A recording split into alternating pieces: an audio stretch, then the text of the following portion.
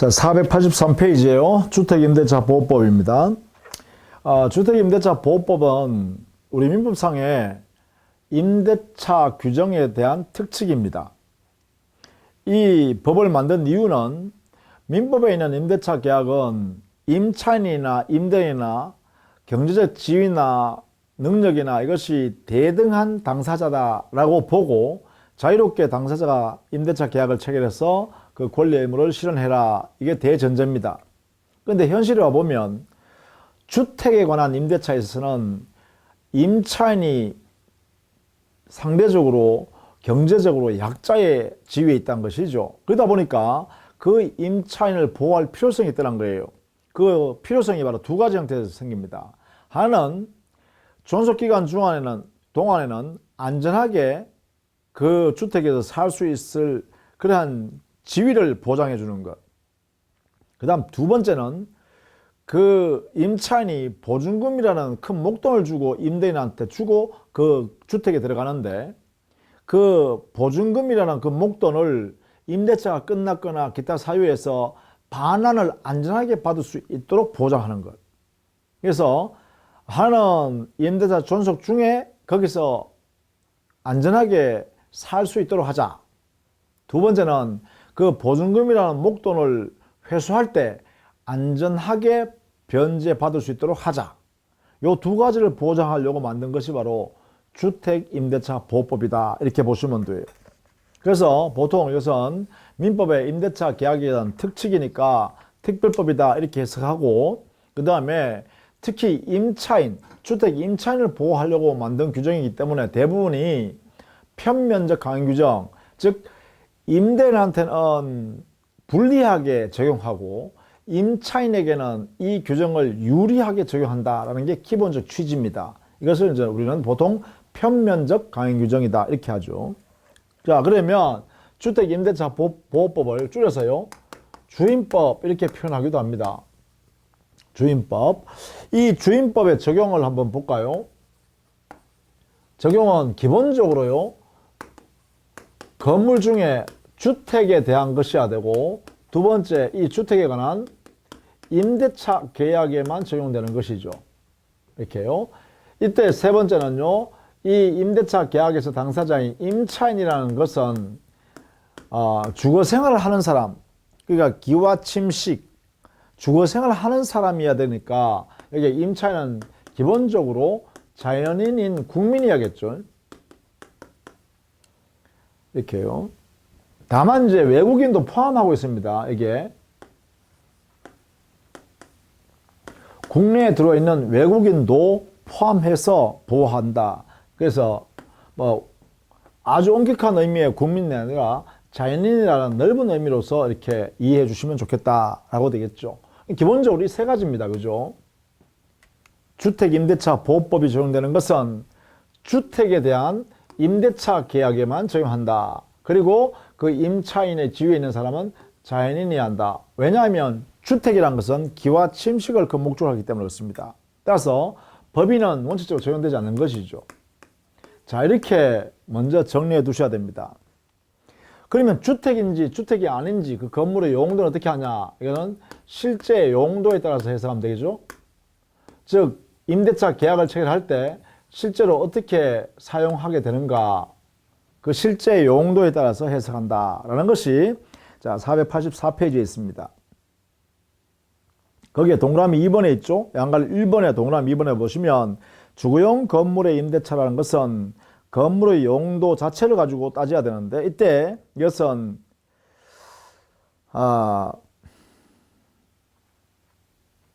실지 용도 1항에 동그라미 1번에 보시면 실지 용도라는 말이 나오죠. 공부상으로 판단하는 것이 아니다라는 것입니다. 그리고 주택이라고 했지만 이 법이 적용되는 것은 주택이 안고 있는 대지에도 적용하죠. 대지에도 적용합니다. 자, 그 다음에 주택의 이 판단에 중요한 게 바로 겸용 건물입니다. 일부는 주거로 사용하고 일부는 이게 상점으로 사용한다 할 때 겸용 건물 때 이때는 당해 임대차 계약의 주 목적이 주거용이 결합되어 있으면 그때는 주택임대차로 해석한다라는 것이죠. 이렇게요. 그래서 그 내용을 좀 봐두시면 좋겠습니다. 예컨대 주거 목적이 아닌 내용을 주목적으로 임대차 계약했다 그러면 주택임대차가 아니죠.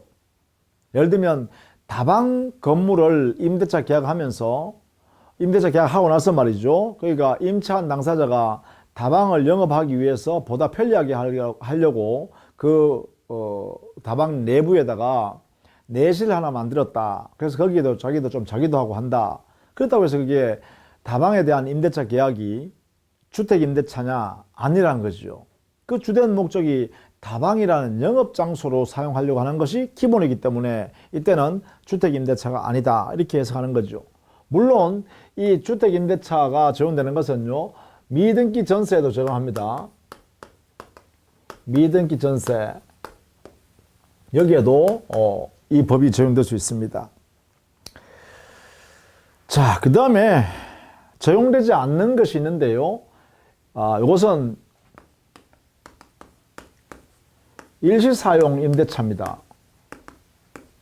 잠깐 빌렸다가 반환하기로 하는 거예요. 하루 빌렸다든가 이런 거 있죠. 아니면 일주일간 내가 그 영역에 가서 그 지역에 가서 일을 잠깐 보기 위해서 일주일간 머무르기 위해서 그 공간을 빌렸다.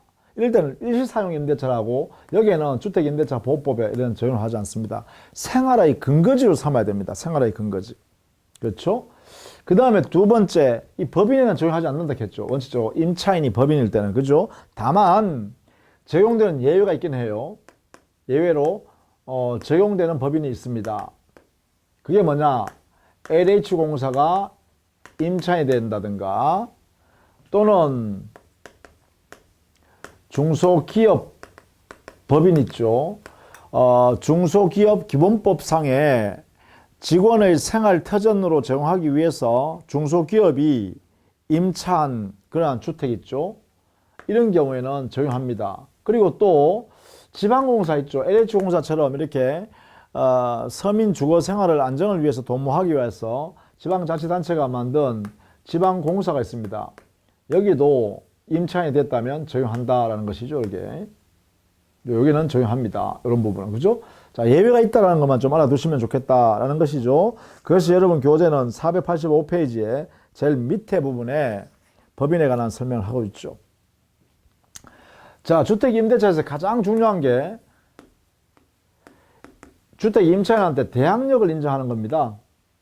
대항력을 인정한다는 것은 뭐예요?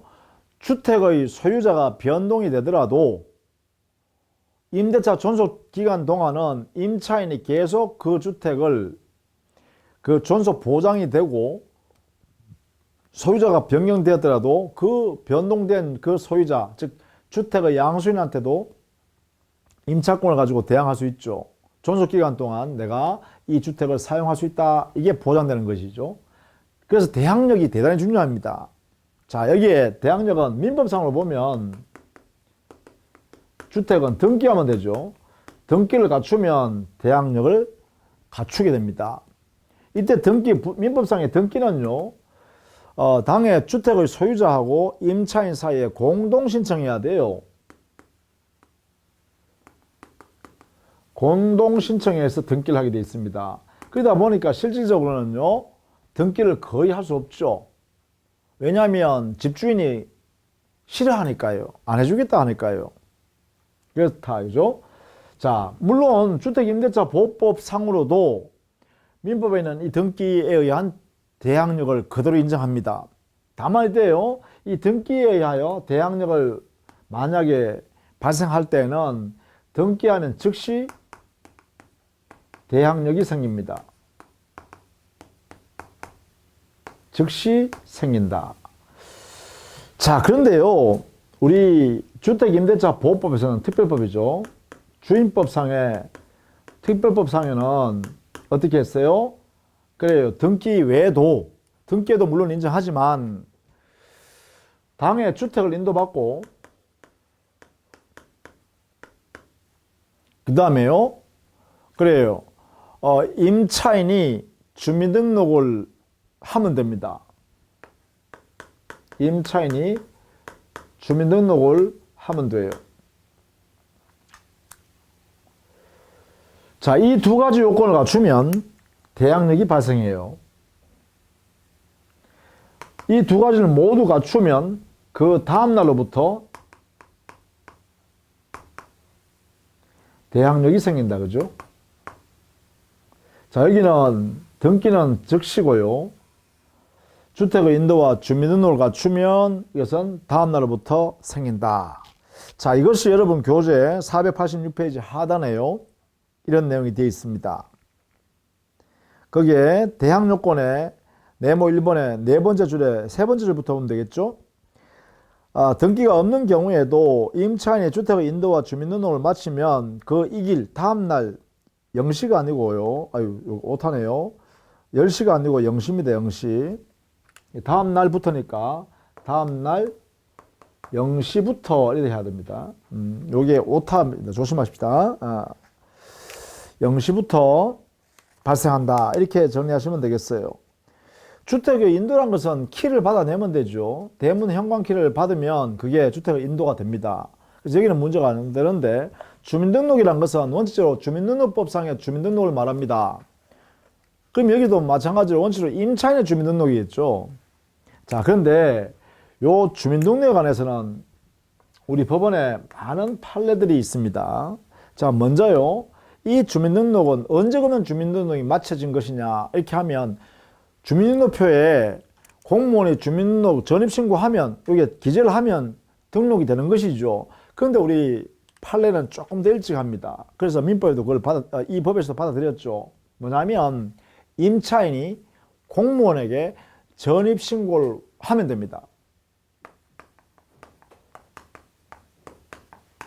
전입신고를 하면 주민등록이 갖추어진 것이 되고요. 이때 전입신고의 신고행위는 공무원이 수리하면 됩니다. 공무원이 수리를 하게 되면 전입신고가 이루어진 것이 되죠. 따라서 수리가 꼭 필요합니다. 공무원의 수리. 이걸 통해서 이루어진다. 뭐 이런 이야기죠. 자, 그런 내용을 반드시 알아두셔야 됩니다. 반드시 알아두셔야 되고, 대항력에 관한 내용은요, 이 대항력은 이 두 가지를 반드시 갖추기만 하면 그 다음날로부터 0시부터 말이죠, 생기는데, 이 대항력의 이 요건 있죠. 주택인도하고 주민등록 갖추는 것은, 이것은 어떤 의미냐? 이것은 대항력이라는 효력이 발생하기 위한 요건이기도 하고, 대항력 효력 발생 요건이기도 하고, 동시에 그 대항력의 효력이 존속하기 위해서도 이 요건이 필요합니다. 그래서 발생 요건이자 존속 요건이다 라는 것도 알아두셔야 됩니다. 따라서 임차인은요, 이 두 가지를 계속 갖추고 있어야 대항력을 계속 가질 수 있어요.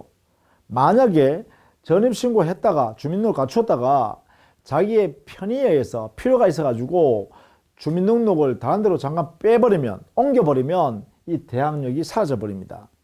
왜냐하면 대항력 존속 요건이기도 하기 때문에 그래요. 자, 이렇게 정리를 좀 해두시면 좋겠고, 자, 여기에 487페이지에 보시면 거기에 하단에 2번 대항력의 의미와 적용 범위 했죠. 대항력의 의미는요, 임차한 주택의 소유자가 변경되더라도 그 임차 주택의 양수인은 여전히 임대인의 지위를 승계받는다. 승계한 것으로 간주해버려요. 간주하니까 당연히 뭐 어떻게 돼요? 임차인은 이 대항 요건을 가지고 양수인에 대해서 그대로 내 존속기간을 보장해라 라고 대항할 수 있다는 것이죠. 그리고 3번에 발생 요건이자 존속 요건이라 했죠. 중요합니다. 아주 중요합니다. 그 다음에 네 번째, 여기에 주민등록은 원칙은 임차인의 주민등록인데 임차인의 배우자, 자녀, 이들의 주민등록도 여기에 포함합니다. 생활을 같이 하고 있는 배우자, 자녀의 주민등록도 이 주민등록에 해당된다라고 해석합니다.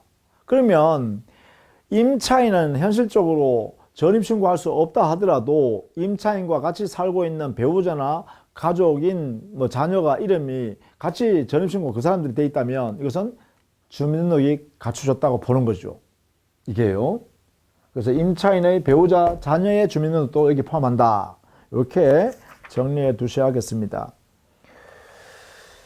자, 그 다음에 488페이지 5번에 보시면 간접 점유자의 주민등록이 임차주택의 유효한 공시하면 되는지 했는데 여기에 주민등록이란 것은 자, 임차인이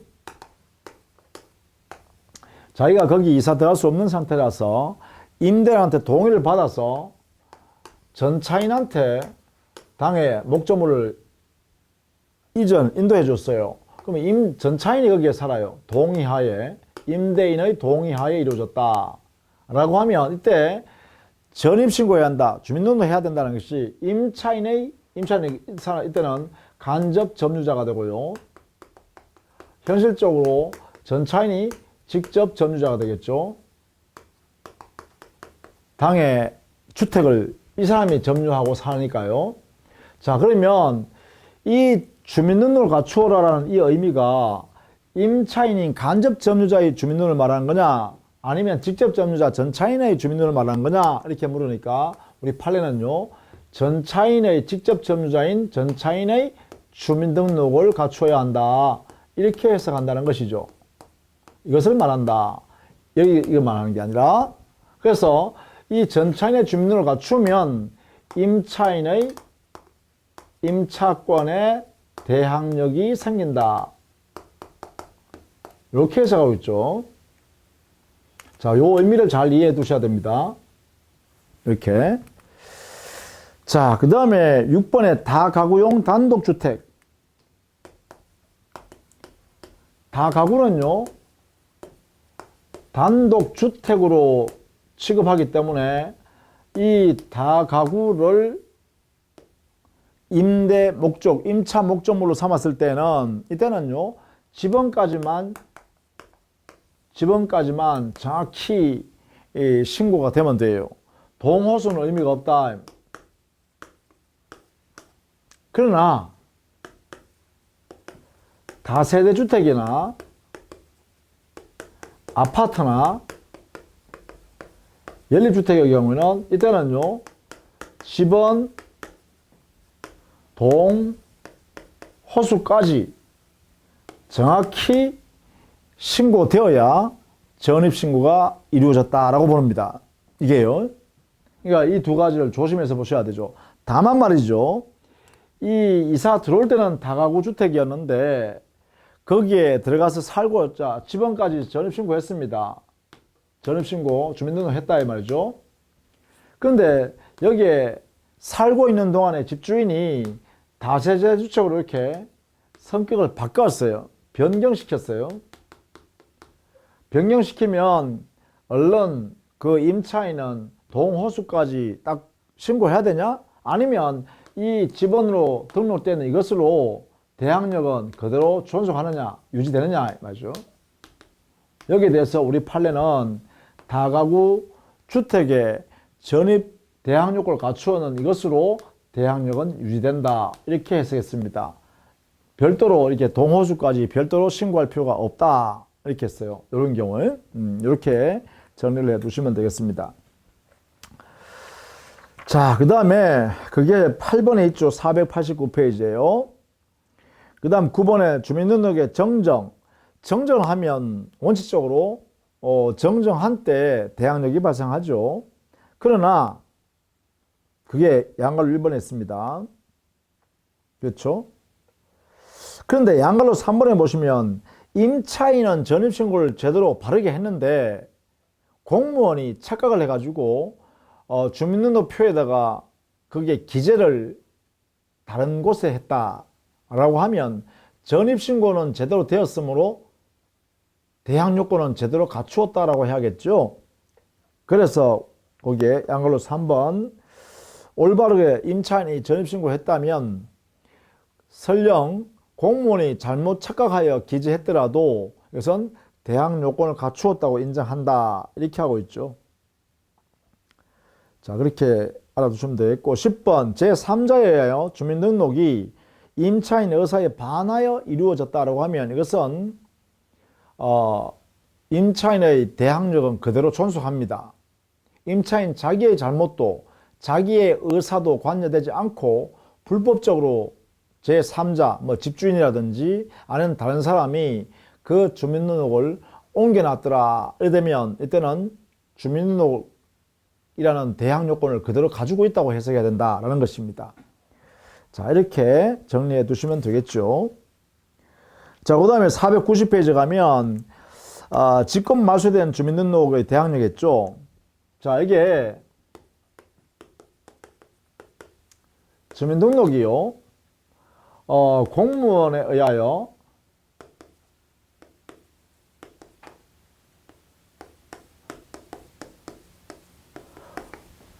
직권으로 말소해버렸다. 주민등록표에서 제거해버렸다. 이거 없애버렸다는 거예요. 등록을. 이게 직권 말소라 그러죠. 자, 그러면 주민등록 자체가 없어진 거잖아. 그죠? 어쨌든 간에. 그죠? 공무원의 주민등록법에 따라서 직권 말소했습니다. 그러면 주민등록이 없어졌기 때문에 직권 말소하면 대항력이 소멸합니다. 소멸해요.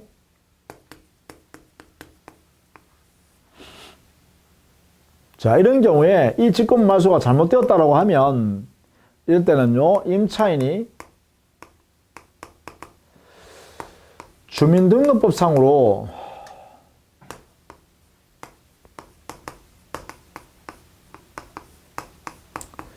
이 절차에 의해서 다시 재전입이 이루어지면, 이게 되면, 그러면 최초의 이 대항력이 소급해서 그대로 발생합니다. 그대로 인정합니다. 최초의 대항력을 그대로 인정한다. 근데 만약에 이 임차인이 이렇게 한 것이 아니라 주민등록법에 이 절차에 따른 것이 아니라 재전입신고했다. 이렇게 되면 신고한 때부터 대항 요건을 갖춘 걸로 이렇게 해석합니다. 그러면 그 다음 날로부터 대항력이 발생하겠죠. 자, 이렇게 잘 알아두셔야겠습니다.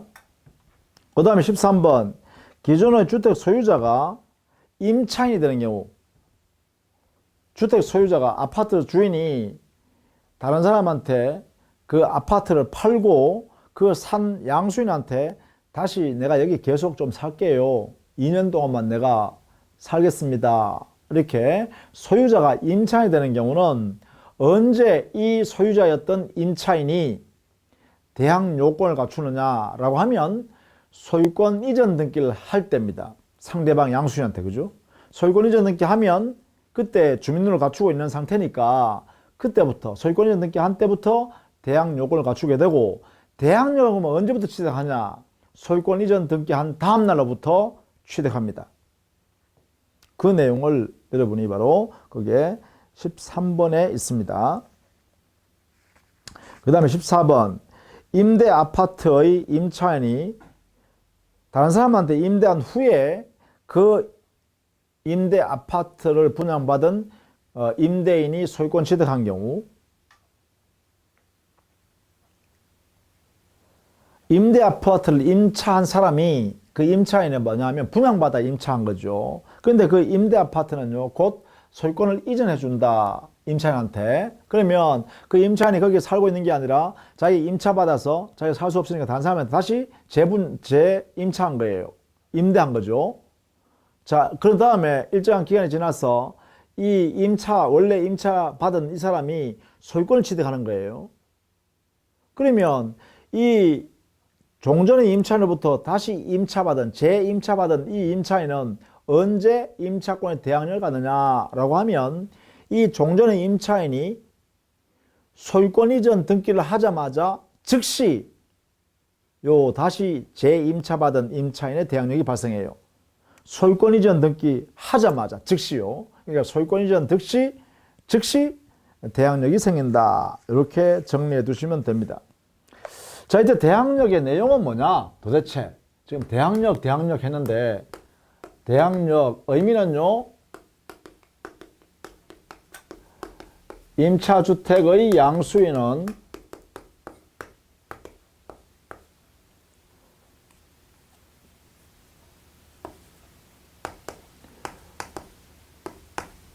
임대인 지위를 승계한 것으로 간주해버립니다. 본다. 이렇게 해요. 양수인이 임차인이 있는 그 주택을 사자마자 임대인 지위를 그대로 자기가 가지고 있다라고 간주해버려요. 승계한 것을 보기 때문에. 그러니까 당연히 임차인은 이 양수인에 대해서 대항력이 존재하게 되죠. 이렇게요. 자, 이것을 가장 기본으로 합니다. 그것이 바로 임차주택의 양수인에 대하여 임대인 지위를 승계한 것으로 간주하는 제도입니다. 그렇게 함으로써 종래 임차인은 그 양수인 신소유자한테 여전히 당신이 임대인이네 이렇게 할 수 있고, 그러면 임대차 계약이 종료되면 이런 다음에 이런 상태에서 임대차가 종료가 되면 그러면 임차인, 주택 임차인은 양수인인 신소유자한테 양수인이죠. 양수인에게 바로 보증금 반환을 청구할 수 있어요. 청구할 수 있다. 왜 그러냐 하면 바로 임대인 지위를 승계한 것으로 간주해 버렸잖아요. 그러니까 이 사람은 뭐예요? 바로 임대인이다 이 말이에요. 임대인이다. 그러니까 직접 신소유자한테 보증금 받을 권리가 있다 이 말이죠. 이게 대단히 중요한 말이다. 그죠? 자, 이것이 가장 중요합니다. 자, 그 다음에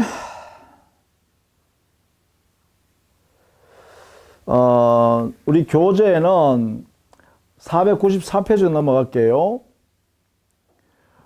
이러한 대항력을 갖춘 이런 상태에서의 주택 임대차의 존속 기간은 그럼 어떻게 되느냐라는 것이죠. 주택 임대차 보호법이 적용되면 당해 임대차 존속 기간은 어떻게 되느냐? 우리 민법상으로는 최단, 최장 아무런 제한이 없습니다. 최장기간이든 최단기간이든 아무런 제한이 없어요. 그런데 주택 임대차에서는요, 최단기간에 보장이 있습니다. 그리고 이것은 강행법규입니다. 아무리 짧아도 2년 이상은 보장해야 된다. 2년. 해놨죠. 만약에 존속기간을 2년 미만으로 정하면 2년으로 간주해버리고요. 존속기간을 정하지 않아도 2년으로 간주해버립니다. 그리고 법정 갱신이 되어도 2년으로 간주해버립니다. 그래서 최단 존속기간을 어떻게 해요? 2년으로 보장하고 있습니다. 이때 2년의 보장은 임차인을 보호하기 위해서 했으니까요. 만약에 주택임대차 계약을 임차인이 1년으로 계약을 했습니다. 그러면 이 임차인 입장에서는요, 1년 기간이 만료되면 임대차가 만료됐으니까 나는 이사 나가겠습니다. 이것이 가능해요.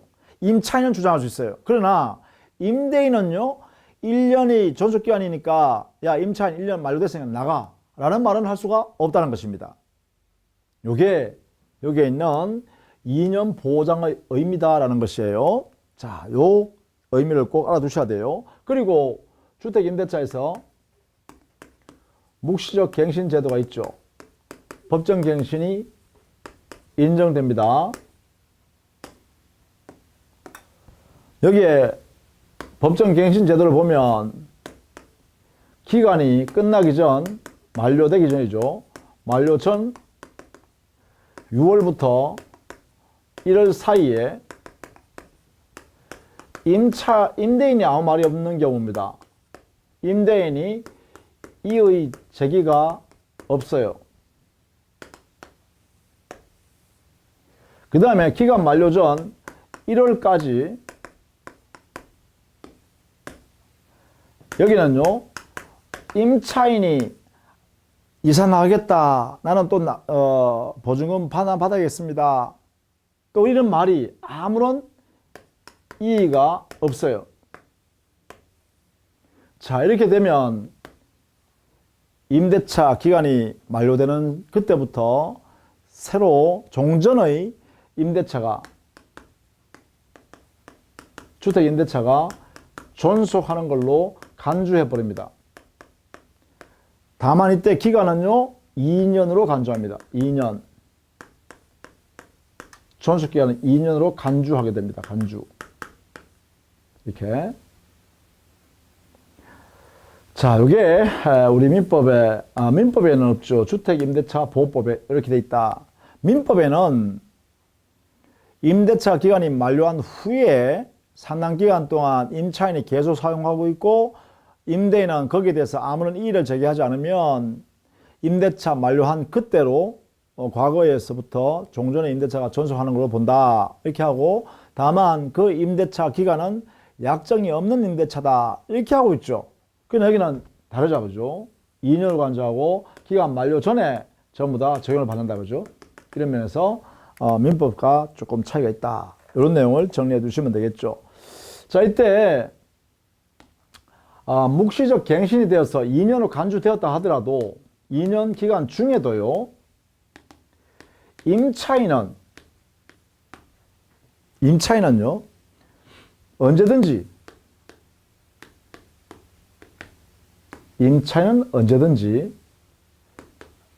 임대차 계약을 해지 통지할 수 있어요.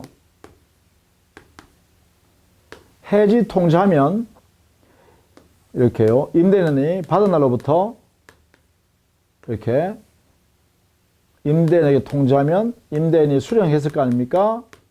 수령하면 수령한 날로부터 3월이 비시라면 임대차가 종료합니다. 3월이 경과하면 종료한다. 이 말이에요. 이 해지 통고 제도가 임차인에게만 주어집니다. 언제요? 묵시적 갱신, 법정 갱신이 됐을 때요. 자, 요것을 꼭 알아두셔야 됩니다. 2년, 요 기간 중이라도 임차인만 마음대로 그만 살겠습니다. 나 나가겠습니다. 라고 할 수 있고, 네, 나갈래요? 하면 그 의사가 임대인에게 도달되면 그때부터 3개월 지나면 임대차 계약이 종료된다라는 것입니다. 이렇게. 물론 이때 이 통고는 형성권입니다. 형성권이니까 행사하면 이 법률관계가 이렇게 확정되어 버리죠. 자, 이렇게 이루어진다라는 것입니다. 자, 여기까지가 이제 주택 임대차에서 가장 중요한 대항력에 관한 이야기였습니다. 즉, 존속 기간 동안 임차인이 안전하게 거기서 그 주택에서 기와 침식, 주거 생활 할 수 있도록 보장해주는 제도죠. 이게 바로 대항력이에요. 자, 다음 시간에는요, 보증금 회수와 관련해서 정리하도록 하겠습니다. 자, 수고 많으셨습니다.